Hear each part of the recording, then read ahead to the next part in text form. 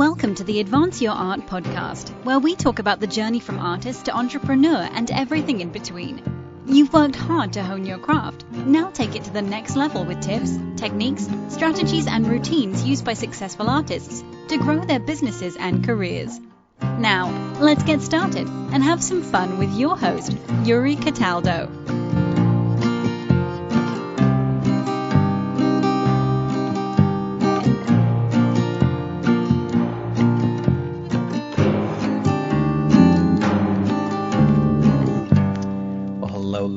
Welcome to the show. How are you doing today? Hi, Yuri. I'm excellent. Thanks. That's wonderful. That's my favorite answers for today because I don't hear that as much these days. So for my audience who is less familiar with what you do in your work, how do you describe yourself and what you do?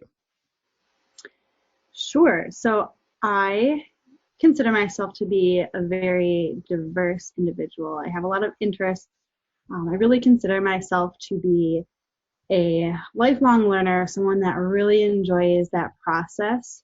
I really started out my younger years being a figure skater, went into physical therapy, and now I'm exploring the business analyst and Scrum Master world. So I just have a lot of different interests, from photography to hiking to traveling. So I don't really feel like I necessarily fit in a box, but if I had to, that's the one that I would pick for myself. Wonderful. Okay, excellent. I'm glad you hit on all those 3 points because those are the three things I really want to talk about today.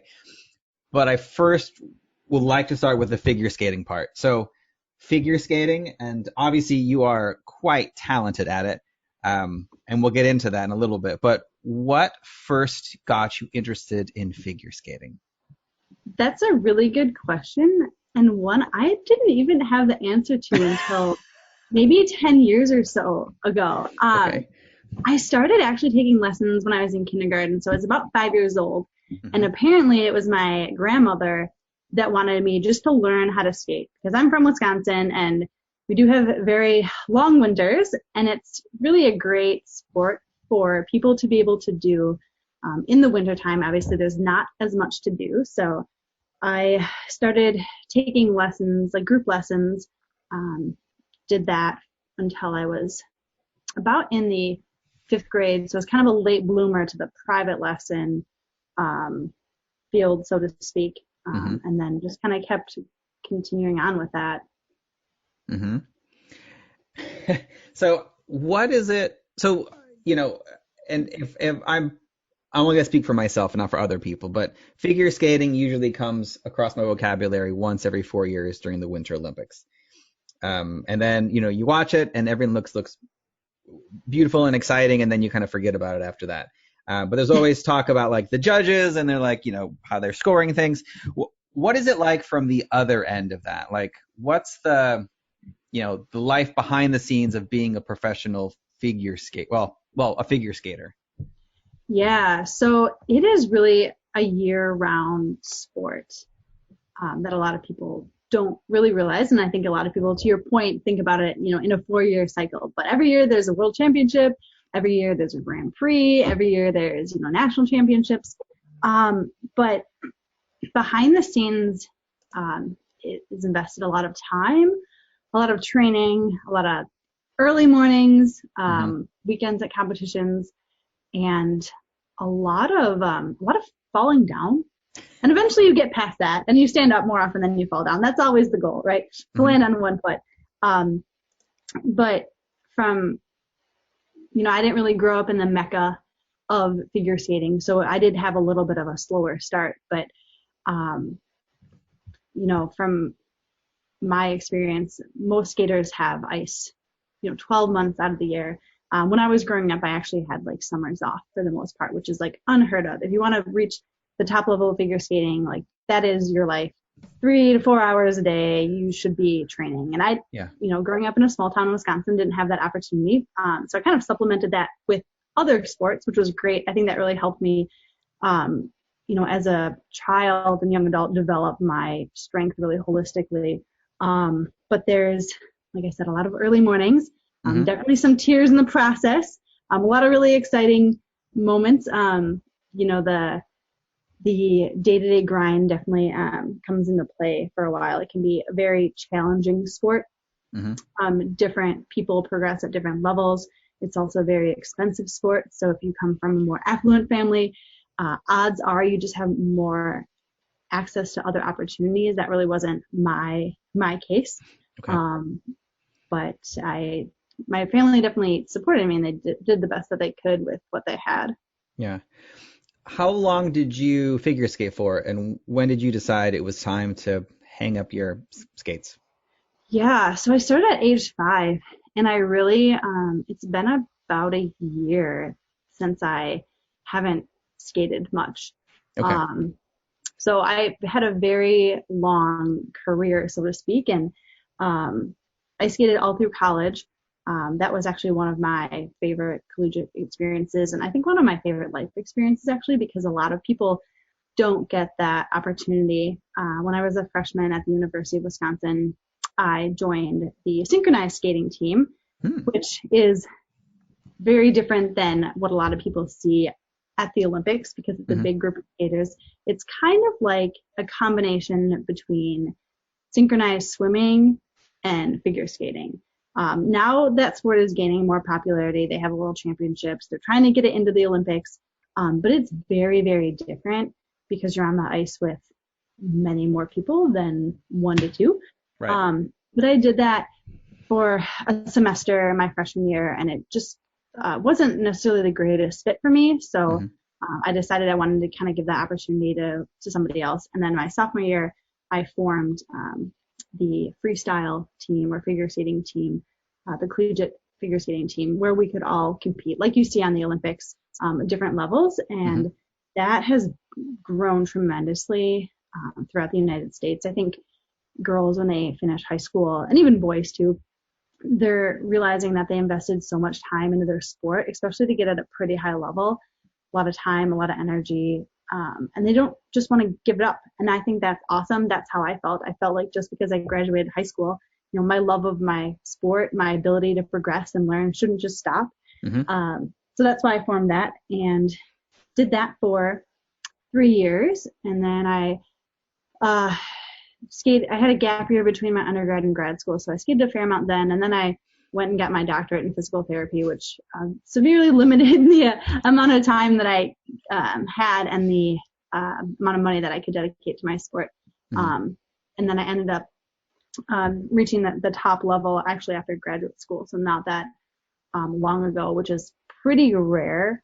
I don't know how many people wait till they're as old as I was, which was pretty geriatric in the skating world, so to speak, but that's okay. It kept me young. It kept me driven. And then I didn't want to just reach that level and then kind of be a one-trick pony and stop. There's more that I wanted to do. I felt like I hadn't even reached my peak yet. So I kept going for a little while. And then being an adult, there's this thing called work and real life responsibilities, and knowing that being ice queen of the world or Olympic champion was probably not in my future at that time.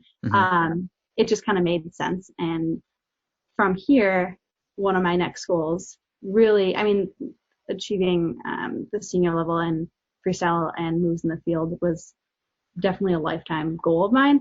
But the cherry on top I'm considering going back and doing is dance, so solo ice dance, which I've done some of that in the past, but that would be kind of the next achievement. My personality is not really one to rest on my laurels, so I'm kind of a person that's always like, hey, what next? What next? Can I do this? Can I do that? So that's carried over into other areas of life too, but it's fun. I just never wanted to be stagnant really in any area of life. So yeah, well, that's where I'm wonderful. at now. Yeah, that's great. So okay, so you said you hit kind of your, let's say, peak, or at least at the top of your career a few years ago. What does that, again, for the novices such as myself who are only really familiar with the Olympics, because you mentioned that you were not in the Olympics, so what does that mean? So U.S. figure skating has different levels, from the very basic 2-year-old that puts on a pair of skates all the way up to the people that go to the Olympics. And there are different names for each level, but the top one is senior or gold. Okay. And once you pass that test, you're then able to go to the Olympics.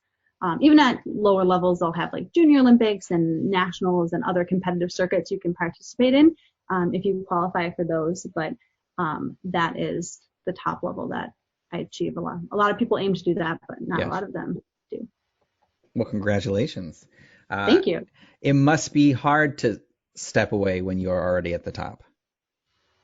Yeah, it is, but it isn't. I ended up moving to a different city. My coach, who was phenomenal, that got me there, also moved away. So we were doing some FaceTime lessons, which was quite interesting. But I actually learned a lot from that experience. I think when you don't have someone right there next to you, kind of helping you, you have to take a little bit more ownership for what you do.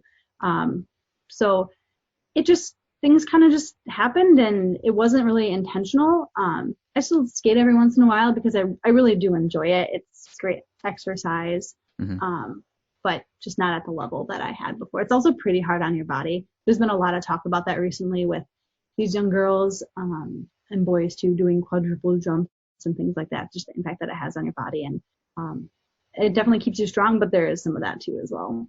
Yeah, I can imagine. Okay, so let's talk about your parallel career then, physical therapy. So what originally made you interested in becoming a physical therapist? Yeah, so with figure skating, unfortunately, sometimes you get injured, so you then go to physical therapy. So I think, my story in that vein is not very original, but I'd had therapy myself for some various injuries, and I just thought it was really great. Like, I loved my therapist. I loved the fact that it was an athletic environment, and I really gravitated towards that. I'd always loved science. I love the body. I love being active.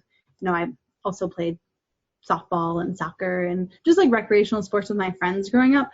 And I felt that physical therapy aligned well with my passions and my interests.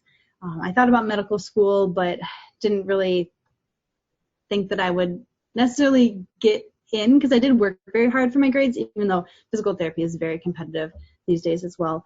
I also didn't know if I wanted to dedicate 8 years of my life to then have to go and specialize in something else. So I didn't know if that was exactly the right path for me. But physical therapy kind of seemed to blend that medicine and health component with my athletic background.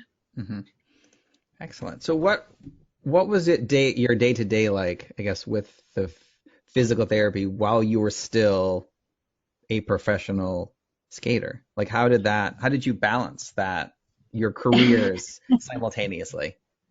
Yeah, so Mondays were always the hardest. I would get to the ice time the last handful of years I was skating. Ice time would start at 5:30 in the morning on Mondays, and then I would skate 5:30 to 7:30 approximately, and then I would go to work. I'd have a couple hours off, and then I'd go back from 8 to 10, which actually worked really well with my work schedule. But that last hour, 9 to 10 p.m., was a little bit challenging. But sometimes I really felt that 2-a-day combination was great because I was really warmed up in the morning. So I was skating during that time 10-ish hours a week, just depending on my work schedule, because being a physical therapist, sometimes you do have to work weekends.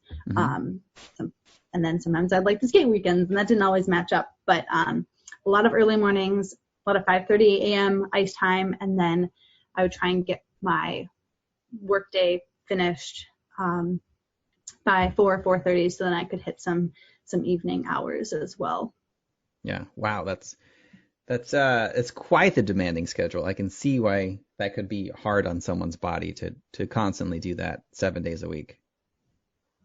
Yeah, I didn't skate at 5:30 every day of the week, but it did get to be a bit challenging. I mean, working 40 or more hours a week on top of that, I can find myself really getting into that flow state. I know a lot of elite athletes and high performers talk about getting into a flow state, and I think just with having a certain schedule and rhythm has always really helped me, knowing where I have to go.